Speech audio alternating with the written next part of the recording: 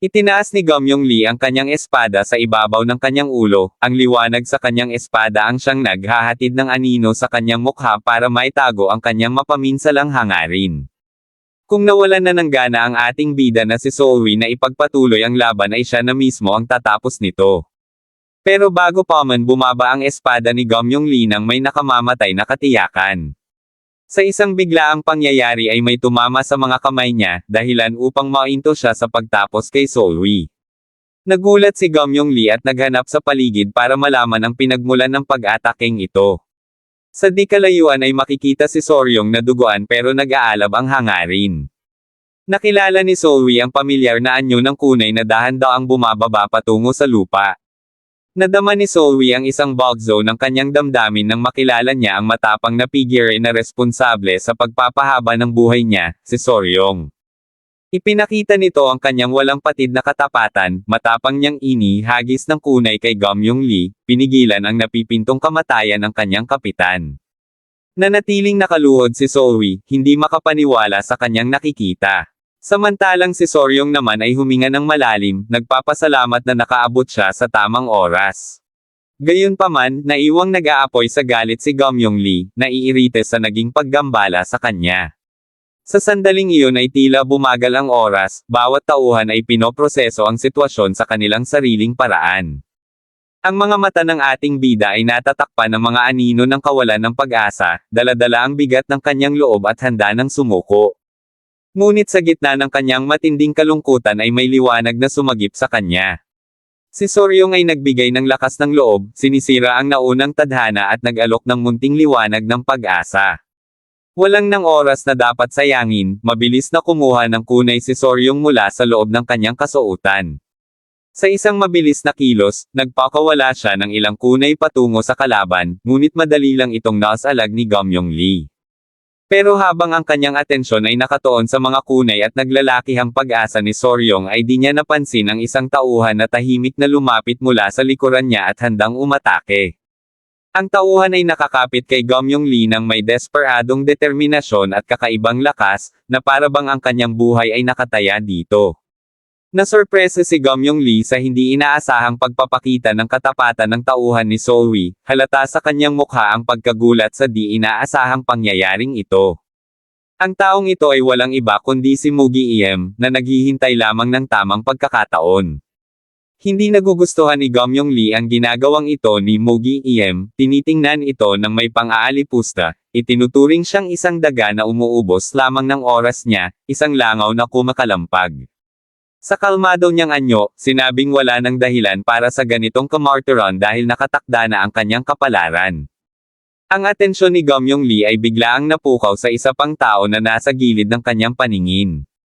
Sumigaw si Mugi Iem, hinihikayat si Yorem na gamitin ang pagkakataong ito upang maglunsad ng pag-atake sa kalaban nila. Tumayo si Yorem ng matatag kahit na grabe na ang pinsalang natamo nito, ang kanyang hawak sa sibat ay pinatibay ng nag-aalab niyang hangarin kahit nawala na ang kanyang kanang braso. Sa walang hanggang determinasyon, inilaan niya ang bawat natitirang enerhiya sa kanyang susunod na pag-atake. Pinakawalan niya ang isang buhos ng kapangyarihan, ang bawat ugat sa kanyang katawan ay nag-strain, pinapalakas ng magkakasunod na pagkakataon na lumitaw.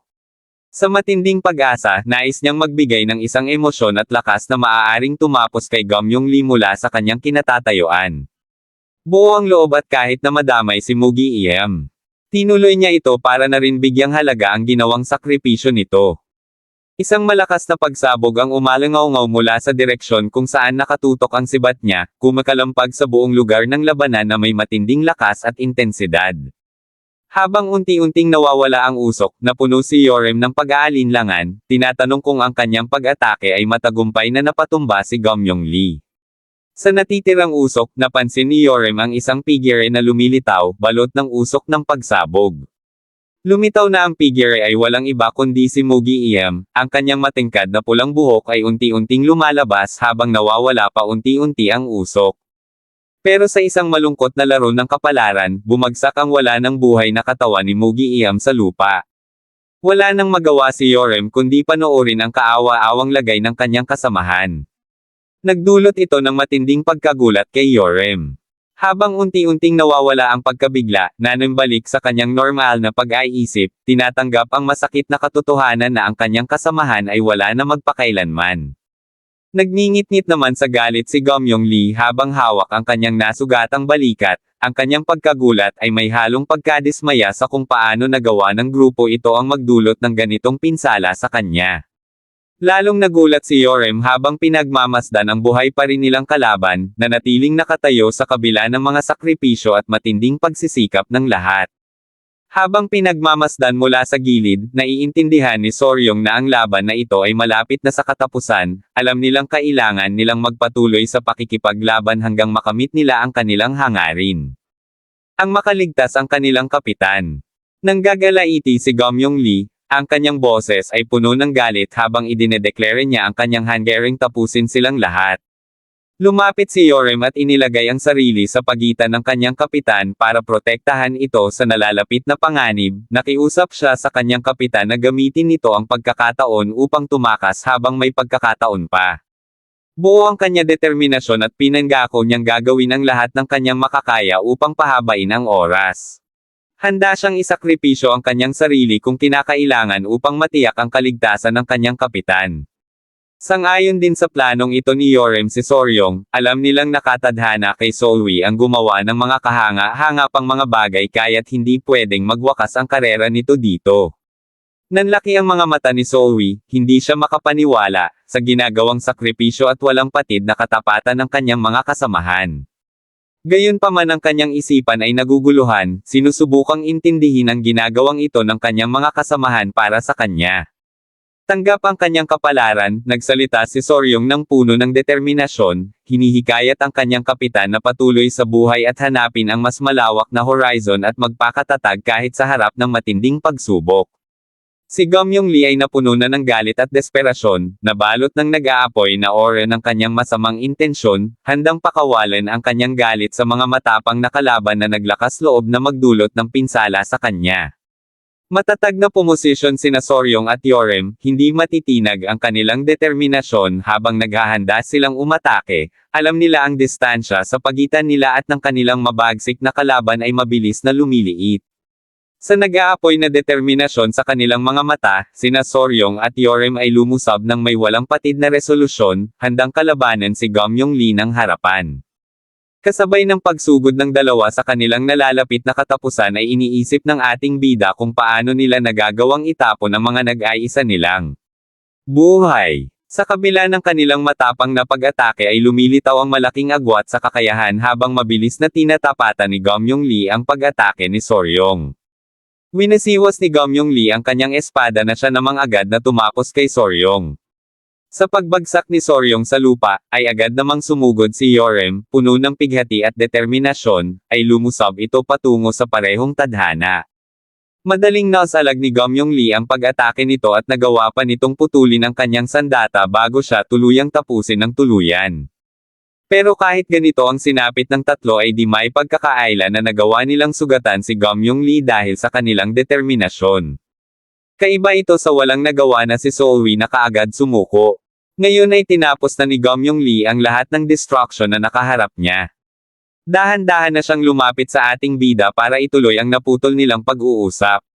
Sinabi niya kay Solwi na kung may kaiinggitan man siya sa mga Tiga Demon Cult ito ay ang pagiging martir ng mga ito. Habang sila ay nahuhulog sa kanilang demonic nature ay mas lalo silang nagiging bulag sa pagsunod sa kanilang mga leader. Naiinggit si Gomyong Lee dito dahil anumang oras ay makakapili ang mga leader ng mga Tiga Demon Cult ng isasakripisyo nila para sa pansarili nilang intensyon. Gayunpaman, nalulungkot pa rin si Gomyong Lee na makita ang kapitan ng mga taong nagsakripisyo kanina na hindi makakilos sa takot. Iniisip niya kung ano bang pumasok sa mga utak nito para magsakripisyo sila sa ganitong klaseng leader. Nanatili namang tahimik ang ating bida. Hindi alam kung paano sasagutin si Gomyong Lee. Tinadyakan siya nito at sinabing alam nito ang ibig niyang sabihin at ang pananatili nitong tahimik ay indikasyon lang na tama ang mga sinasabi niya. Alam ni Solwi na kayang ibigay ng mga kasamahan niya ang mga buhay nila hanggang sa huli. Hindi siya nagduda sa katapangan ng mga ito kahit kailan. Ang hindi niya matanggap ay ang sarili niya. Hindi man lang niya nagawang lumaban hanggang sa huli kahit na 4 ang buhay niya. Palagi siyang lumalaban para lang makasurvive. Pero ngayon ay kinakahiyanan niya ang kanyang sarili. Dati ay kahit harapin niya ang kamatayan ay pinipilit niyang malagpasan ito. Hindi niya alam kung ano na ang nangyari sa kanya. Bigla na lang nagbago ang kanyang mga pananaw sa buhay. Bigla siyang natakot na mawala ng buhay kahit marami naman siya nito. At kada nababawasan ito ay mas lalong lumalala ang takot niya. Iniangat ni Gamyong Lee ang ulo ni Solwi at tinanong kung alam ba nito kung bakit hindi niya kaagad siya tinapos. Ang kanyang dahilan ay ang mga mata nito. Ang mga mata nito na may hatid na kawalan ng pag-asa. Natutuwa siya pag nakikita ito. Naalala ni Solwi ang sinabi sa kanya ng AI kanina. Pinaalala sa kanya nito na dapat hindi siya magpalamon sa sistema. Dahil depende sa paggamit mo nito. Pwede itong maging himala o isang matinding lason. Pinag-iisipan na ngayon ng ating bida kung lalanggoy ba siya sa system o ay iwasan ito. Tinapik niya ang nakasabunot sa kanyang kamay ni Gamyong Lee. Natawa naman ito sa pinapakitang pagpalag ni Solwi. Pakiramdam niya ay nagsisayang lang ito ng lakas. Dahil gaya niya ay pinahamak din siya ng mas mataas sa kanya. Tinapon din siya nito nung wala na siyang pakinabang. Kaya naman sinabi niya dito na wag na itong pumalag at tanggapin na lang ang kapalaran niya. Sumagot naman na si Solwi sa mga banat ni Gamyong Lee. Sinabi niya dito na tama siya at palagi siyang nagpupumilit mabuhay at ito ang ginagawa niya ngayon. Natauhan na sa wakas ang ating bida. Ayaw na niyang maging tauhan lang sa sistema. Napagtanto na niya ngayon na kailangan niya itong labanan. Nais niyang malaman kung hanggang saan ang aabutin niya para kontra lang ang tadhanang isinusubo sa kanya ng system. Naghanda naman na si Gamyong Lee para tapusin si Solwi, tumayo na ito para magsimula. Sinabi naman niya sa ating bida na hindi niya naiintindihan ang mga pinagsasabi nito kaya't mabuti pang manahimik na lang ito ng tuluyan. Napangiti naman si Solwi, naisip na niya ang isang paraan kung paano matatalo si Gamyong Lee pero kailangan niyang isakripisyo ang isang buhay niya. Sinaksak na siya ni Gamyong Lee at sawang-sawa na daw ito sa pakikinig sa walang kwentang litanya ni Solwi. Ito naman ang pinaka-aintay na pagkakataon ng ating bida. Kung walang binibigay na option ang system para matalo ang kalaban niya ay kailangan niya lang gumawa ng sarili niyang option. Mas ibinaon niya pa ang pagkakatusok sa kanya ni Gamyong Lee bagay na kinagulat nito. Ginawa ito ni Solwi para makalapit siya dito. Inactivate na niya ang kanyang skill na Wind God at idinikit sa dibdib ng kalaban. Wind God Palm Strike, lumikha ito ng matinding pagsabog na agad na ikinasawi ng kanyang kalaban. Agad na ibinigay ng system ang kanyang mga reward sa pagkakatalo dito. Napahiga na lang si Solwi at nag-aabang ng kanyang katapusan. Sa wakas ay tinalo na niya rin si Gamyong Lee. Pero bago siya pumanaw ay naalala niyang kailangan niyang itago sa inventory ang kanyang mga kagamitan. Nagawa naman niya ito bago mahuli ang lahat. Muli na siyang bumalik sa kanyang silid sa pinaka-latest niyang save point. Hindi maalis sa isip niya ang pagkamatay ng kanyang mga kasamahan. Hindi niya malimutan ang kaiyahiyang kinilos niya sa harapan ng mga ito. Ngayong nagbalik na siya sa nakaraan at muli nang nabuhay ang kanyang mga kasamahan ay nangungulila na siya sa mga ito kaagad. Tumayo na siya kaagad at nagsimulang mag-prepare. Kailangan niyang tuparin ang pangako niya sa mga ito na hindi na niya sila ilalagay sa alanganin. Kanya nang ginamit ang dalawang scroll na naglalaman ng kanyang mga bagong teknik. Naglakad na siya palabas dala ang bagong pag-asa na mas lalakas pa siya sa buhay niyang ito.